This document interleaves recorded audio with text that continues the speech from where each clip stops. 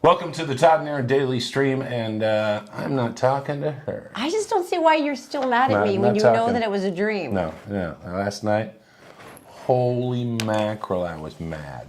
Have you ever had that where you have a dream and then you wake up just infuriated with your spouse? You know, like maybe you dreamt that they cheated on you and you wake up and you're just ready to stab them. You put a hand over a soft hand that was like, no, don't touch me. So. Don't touch me ever again. You'll never touch me. So you don't even remember what I did to you in the dream, but you're still mad at me. So mad. Oh, I'm so mad. You honestly can't even remember, but you're still pissy with me. You're still pissy with me this morning. You're dead to me. You're even still now? No. I don't have any understanding of this, but it is what it is, and I'm not quite over it yet. I see. That must have been a very powerful dream. It was. Oh my gosh, I was so angry. There was a boat involved. Well, we've had episodes with boats before. Yeah, but I've never. Anyway. Although neither one of us are usually at fault, so that really cuts that one out of the game. So, our house is haunted. And the other day, I'm sitting there, and I'm in our bedroom, and the light was kind of dim. Now, we do not have a dimmer. Yeah. On our deal. That would be the first thing that we don't have a dimmer. And I'm looking in the drawer, and I'm like, oh, it gets harder to see. And then suddenly I looked up, and it's like we're renting a house, and they, for some reason, needed to put a full-size ceiling fan in every room. But we never used them. So it's got 4 lights coming on off it, and they were going really bright. And then going back. Really it was just like a horror movie. And so he said, Erin, come in here and don't bring our daughter. All right. And I'm standing there going, well, here's the video. All right. Here's the video. Here it is. Okay. We're kind of freaking out because the lights just here in the bedroom are dimming. And we're weirded out. We're not touching anything. We had just turned it on. And this is what it's doing. This has been going on now for about 5 minutes. Yeah, this isn't spooky. Is this something you've seen before? Why are you looking at me? I don't know. It seems too rhythmic to be a ghost, which I kind of would really hope for based on all the other alternatives. It's cycling for some reason. Why? On what, though? That would be my question, too. I thought the house is having a brownout. Do you ever have that? The whole house? Yeah. Well, welcome back to the Todd and Erin Daily Stream. See, I kept repeating, shouldn't we call someone? Who are you going to call? Ghostbusters. Well, but I was...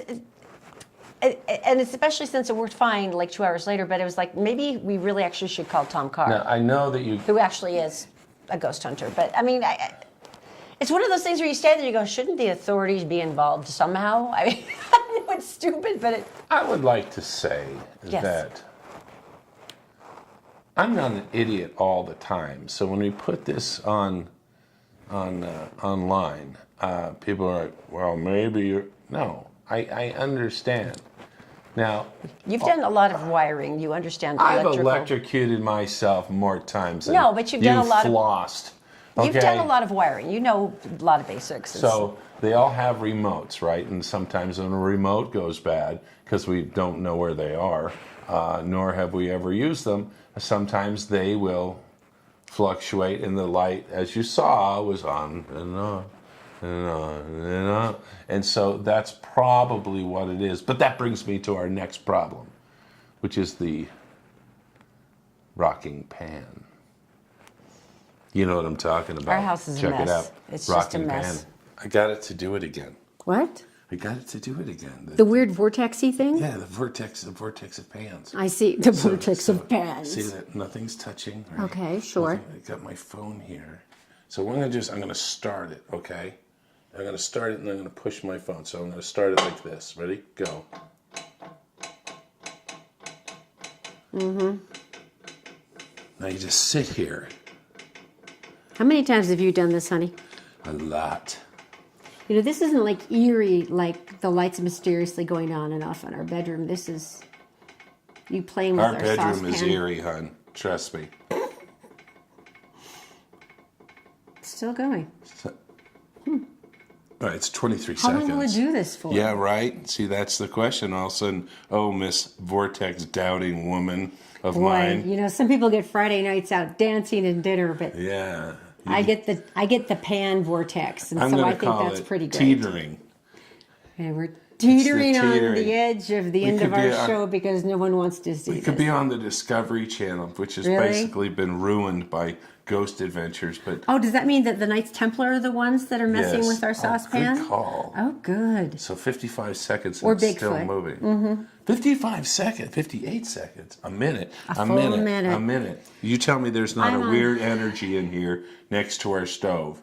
I'm going to go in just a little tighter here. All right, that is vaguely freaky. Does it do it anywhere else in the kitchen? Just there. Just there. I see it moving still. The pan vortex. Sorry, I was trying to add some special effects. That's awesome. Let's check the time. Okay, let's go back in and see if it stopped. And time. So 1:37. Tell me that's not creepy. Right? I just don't think it really has the payoff of the fact that the You're freaking not looking lights for in a our payoff house on- go on and off when they want to. Yes, this is not a payoff. This is a natural phenomenon. Shit, get out of here. Disbeliever. Disbeliever. Burn her. She's a witch. Okay, just freaky. Just me. My dog is... Maybe it's my dad. Maybe it is your dad. What I That's ever totally do for- something. That's totally something Alan would do to us. Why do you call him Alan? My dad. Call him your dad. Well, he's my dad. My dad, Alan, passed away last Yeah, week. Yeah. Maybe Which is it's very dad. sad. Maybe it. Maybe... Oh, You know he would dig that. because you're not his favorite. I'm everybody's favorite. Coming up next What on is- the Todd and Erin Daily What an Stream. awful thing to say. I am How- everybody's favorite. I'm very lovable. Speaking of your I'm dad. endearing. Speaking of your dad, how not to pay your taxes and not go to prison. It's coming up next. It's true. Right? Right? I'm not being mean to a person who's passed away. I love this man. Right. Okay. All right. The Todd and Erin Daily Stream is brought to you by PC Laptops with desktops and laptops starting as low as $7.99 with a lifetime parts and service warranty. They fix phones too. Go to PCLaptops.com. Why do we have 1099s here? I thought those were supposed to be out. Well, they're going to be Welcome I'm back doing- to the Todd and Erin Daily Stream. so irritating. I had to pay $20 for like 20 1099s, and I just needed 3, but that's the only package they sell them in. It just seems very wasteful, and sadly, this is the time of year when we all start going, we should really pay attention to our budgets. I have a question. Yes. Why are we paying money for forms Yes. from the government Yes. that are taking our money? That seems confusing to everyone. I am buying bullets to put in a gun that they can shoot me with. I'm not sure that's completely It's the same fear. a clear analogy. It's the same fear. So what's the Okay, deal? so What no, would it's you just do? funny because people are terrified. I mean, they just did this study here in Utah, and it was actually really funny because they're like, "What would you be willing to give up to avoid having to do your taxes?" Because Money. I do our taxes, and it's terrifying. But it's really, really funny. 26% of us here in Utah would rather give up Netflix and Hulu than do our taxes. If that got us out of this year, we'd be like, "No Netflix, that's So fine." someone else has to do it, or they just get automatically Let's just say they done? were magically done, but Okay. you didn't have to be the one to deal with any of it Keebler. and find all the receipts and blah, blah, blah, you know, Keebler that else. stuff. Okay. Less than 25% would give up sugar. That's impressive. No, you wouldn't. Actually, it says 27%. 27% would give up sugar. There's Oh, no in way. parentheses, liars. There's no way that could possibly happen. This one I thought was hysterical. 11% of us here in Utah would rather show our boss our browser history on our computer than do taxes. That is a confident 11%. Because I do a lot of research on weird different topics, and I'm pretty sure if someone ever looked at my browser... Stop explaining, hon. Yeah, there's no way. Seriously. It's pretty Seriously, sad. there's no- People are definitely, everyone is like sort of just assuming that this is going to be kind of a sucky year for returns. 84% of us here in Utah said it's not going to be great. And it's going to kind What of is it, like stink. 18? What'd you say, 18% less or something? Yeah. And There goes the pool. So- Time to go on a vacation, just like National Lampoon. if there is anything that you actually do get from a return, 31% of us are going to put it towards debt, 28% towards savings, and then 19 just towards regular expenses. What 'Cause happened? They probably figure it's going to be like $20. What happened to fun? What happened to fun? Now it's only succations. Where did that come from? I made it up. Okay. Does it have anything to do with your smooth introduction into your next story? Or As a matter of fact, it doesn't. You know, theft we is haven't lost a thing. and we've still just sharp as whatever those are. All right. I gotta tell you, Yes. when we go on the road and stuff, when we go to Burning Man, or we go someplace and you're traveling I-80 and stuff, and the truckers are your friends. The truckers are your This is friends. true. We tuck in with them. We go at the same speed, 70, because we're pulling a trailer. 70 miles an hour, that's how they're governed, to only go 70 miles an hour, because that's the company's truck, and they have to do what they do. So 70 miles an hour. And when they go and they pull off and they go on an exit ramp and they all park, right, stacked up and stuff, and you kind of slip in there. And Same position, so you're not messing anybody else up. you have a little naparoo, and then you're back on the road, because they don't go to the rest areas. You know why? Because they're covered in poo. That's why. Okay, are we going somewhere with this conversation? No. Oh, yeah. So anyway, truckers sometimes, a lot of times, leave their trucks running. One gentleman did that. Oh, okay. It's idling because you're keeping the heater going or whatever else, right? It's a big thing. Sure. Turn the key is a lot. So this is basically what happened is John Crowell, he did something terribly wrong. He's 27 years old, and he went and stole an 18-wheeler. The 18-wheeler was worth $90,000. He took off, and everyone. Well, so it was just sitting there idling, and he looked around He jumped and went, in. That's poor impulse control. Everyone has missed the point of this theft. Everyone, every single person in the world, in the court, has missed the point of this story. $90,000, fine. Insurance will cover that. The problem was the 18-wheeler was stuffed with Oreo cookies.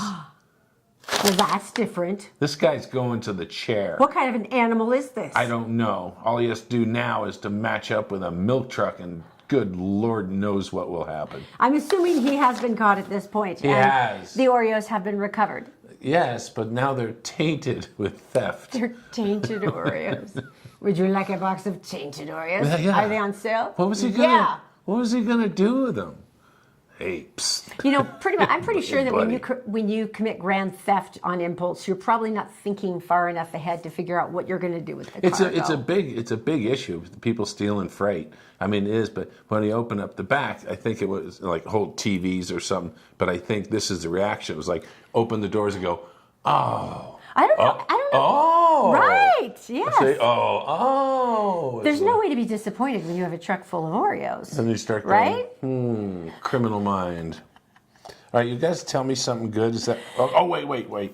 This is actually the coolest job ever if you like chocolate, which I know is 99% of the population. Not so much. The only reason that I can even fit through a door is because I don't like chocolate. That's the one sweet that I'm like, yeah. But if you are one of those who loves so much chocolate that there could never be enough chocolate, Cadbury has the perfect job for you. What do they got? The company actually hires new chocolate tasters every year. They have to because you can, what do they call it? Complicate the palate. What? Complicate the palate. So they have to have chocolate tasters every year, and they hire new ones every year so that they have fresh, unspoiled palates. And it's actually pretty cool. You work alongside a team of fellow chocolate tasters. You provide feedback to the company. Yeah. No experience is required. Training. Yes, there is. Full training. Yes, there has Full been. Training helps you to develop your taste buds and understand the vocabulary. No. 40 years of training. You've been through Easters. You've eaten, you're trained. You're ready for the Chocathlon. So the gig pays $14 an hour. There's full training involved. And, on the bright side is all the chocolate you want to keep. I will put the application information up on Facebook today if you're interested. That's the most ridiculous. You have to have an unspoiled palate. Do you have an unspoiled palate? Yeah. Okay. then maybe you'd be a great contender for this job, except for that you don't really like sweets very much, No, I don't. which makes it a problem. The problem is they had a vodka person, they did the same job, but they all died. All right, so anyway. Maybe we'll move on to tell me something good. Would you tell me something happy. good, and it has to do with what? Snapchat. It's true that millennials are really into Snapchat, and perhaps if you're not a millennial, you're like, Snapchat. They can hear you talking. Snapchat, I don't know. But this is pretty amazing. Gemma Fairweather and her 7-year-old daughter, Martha, were driving to go see her boyfriend. And they ended up teetering on the edge of a waterfield embankment. Their car veered off a country lane in England this month. Now, this is really scary. No, it is literally like one of those scary movies.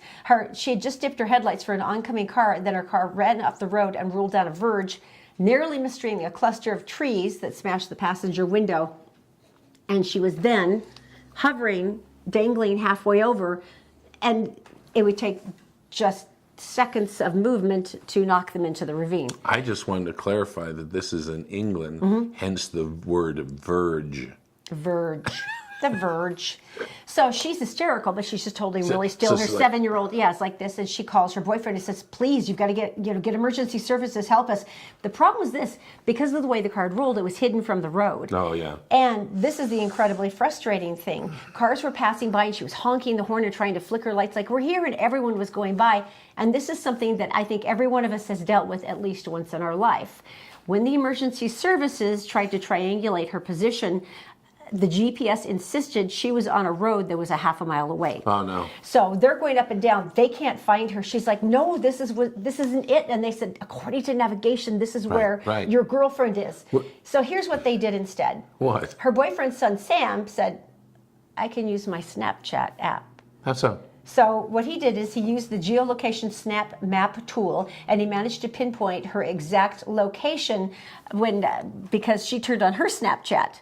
And if you both agree to locate each other, you can use geolocation on Snapchat in order to Get meet up. out. So she turned on her app, set it, and he was able to actually triangulate her position like that. Oh, that's amazing. And they were safe. It was amazing. The thing that chilled me as a mom, you can picture this. The window had broken on Martha's side, her 7-year-old, and I could see the river through our window as we were teetering on the edge. On the verge. It was freezing and pitch black, and it felt like we were there for a lifetime. She said, "My daughter was incredibly brave, but she said things to me that I will never forget for the rest of my life." That's so sweet.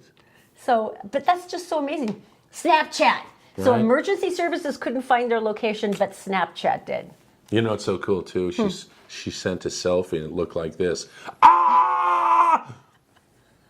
That's so sensitive. What's wrong with you today? You're on the verge. In a cartoon, you'd be like this, and a bird would land right here. And then it'd go like, oh, like that. I want to tell you about something I thought was really cool. Fine. Mocking my poor girl on the verge. Go ahead, tell me. The Grand Canyon. Have you been there? Yes, of course. Have you gone down a trail? Yes. I have too. It's a long way. Yes, it is. Down. Well, this was in late 2016, early 2017. Last 3 days of the season. And so what happened was one of the, Elisa Shala, was a national park ranger, and she decided she was going to do something. Now, there's a place going down the path. This is hiking. This isn't donkeys. And it's this It's a beautiful... 6 mile down, and it's 6 miles straight back up. And it's this beautiful, beautiful little terrace area, right? And you stop there and you look around, and it's the Grand Canyon. So what she did is she spent $5. She went to the Goodwill store. She bought a typewriter, a small table, and a small chair. And she took them down, and she set them up there. She hiked them down with the typewriter and the table and chair and everything. That's so cool. She's a national park ranger. She must have amazing leg musculature. Yeah. Okay, so go on. So basically what she did is she said, just type what you're feeling right now. Because you're sitting there at a typewriter looking out. And the inspiration, has got to be incredible. Yeah, read some. Everything that you're feeling. Read some. Okay. Right around here. To me, this is a geologic pilgrimage and a reminder of what my body can do. For all of this, I am grateful, especially because I get to share it with my dad. Hearing the words Grand Canyon and now experiencing it for the first time, I realized that the term grand falls far short of what this place truly represents, perfection. And for Shala, she said that the notes show that parks are really powerful places. And she said we need to provide more opportunities to give people a chance to stop and think and feel at the same time, and then give them a platform to share their experiences. So cool. And she said it's one of the greatest things that we could do in our national parks. And you think about it, it's so true. Yeah. Because there are those spots where you have to stop and get your breath and and it's usually an exquisite panorama. I think it's genius. Put your phone down.